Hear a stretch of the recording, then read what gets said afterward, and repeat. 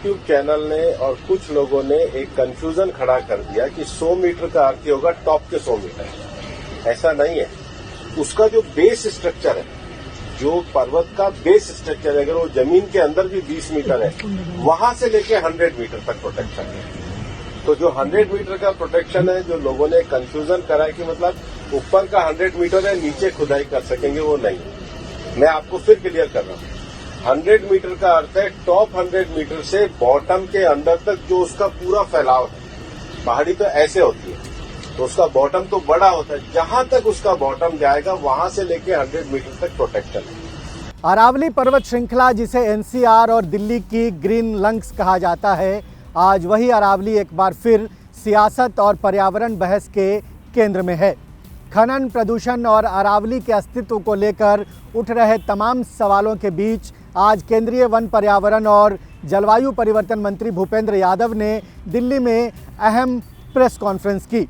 मंत्री ने बेहद साफ शब्दों में कहा कि सरकार की मंशा अरावली को कमज़ोर करने की नहीं, बल्कि उसे और ज़्यादा मजबूत और संरक्षित करने की है। भूपेंद्र यादव ने स्पष्ट किया कि अरावली का 90% से अधिक क्षेत्र संरक्षित रहेगा। इसमें खनन को लेकर किसी भी तरह की ढील या रियायत नहीं दी जा रही है, बल्कि अरावली के 1,43,577 वर्ग किलोमीटर वन्य क्षेत्र में से महज 277 किलोमीटर के दायरे में ही खनन की इजाज़त है। उन्होंने दो टूक कहा कि दिल्ली या एनसीआर की अरावली में खनन की कोई अनुमति नहीं है और न इसे आगे दी जाएगी। अरावली केवल पहाड़ों की एक श्रृंखला नहीं, बल्कि ये दिल्ली एनसीआर के पर्यावरण संतुलन, भूजल संरक्षण और प्रदूषण नियंत्रण की रीढ़ है। प्रेस कॉन्फ्रेंस में भूपेंद्र यादव ने उन आरोपों और खबरों पर भी जवाब दिया जिनमें कहा जा रहा था कि सरकार अरावली में खनन को आसान बनाना चाहती है। उन्होंने इसे पूरी तरह भ्रामक और तथ्यहीन बताया है। ये भी कहा है कि कुछ सोशल मीडिया, यूट्यूब और अन्य प्लेटफॉर्म्स पर जानबूझकर भ्रम फैलाया जा रहा है ताकि ये दिखाया जा सके कि सरकार पर्यावरण के साथ समझौता कर रही है।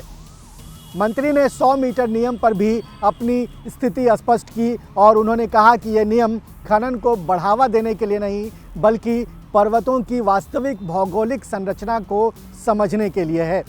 उनका कहना है कि इस नियम की गलत व्याख्या कर लोगों को गुमराह किया जा रहा है। भूपेंद्र यादव ने ये बताया कि अरावली में यदि कहीं खनन की अनुमति मिलती भी है तो वह बेहद सीमित क्षेत्र में कठोर पर्यावरण के शर्तों और निगरानी के तहत मिलती है। अवैध खनन के खिलाफ केंद्र और राज्य की सरकारें मिलकर कार्रवाई कर रही है। उन्होंने सुप्रीम कोर्ट के उन आदेशों का भी जिक्र किया और कहा कि अरावली की एक समान परिभाषा तय करना न्यायालय के निर्देशों के तहत हो रहा है। उन्होंने भरोसा दिलाया कि सरकार कोर्ट के हर आदेश का पूरी तरह पालन कर रही है।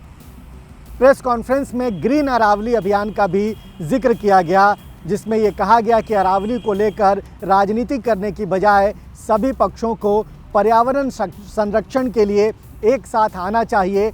कुल मिलाकर आज की प्रेस कॉन्फ्रेंस में केंद्रीय पर्यावरण मंत्री का संदेश बिल्कुल साफ था कि अरावली पर कोई समझौता नहीं होगा, खनन को लेकर कोई ढील नहीं दी जाएगी और पर्यावरण संरक्षण इस सरकार की सर्वोच्च प्राथमिकता है।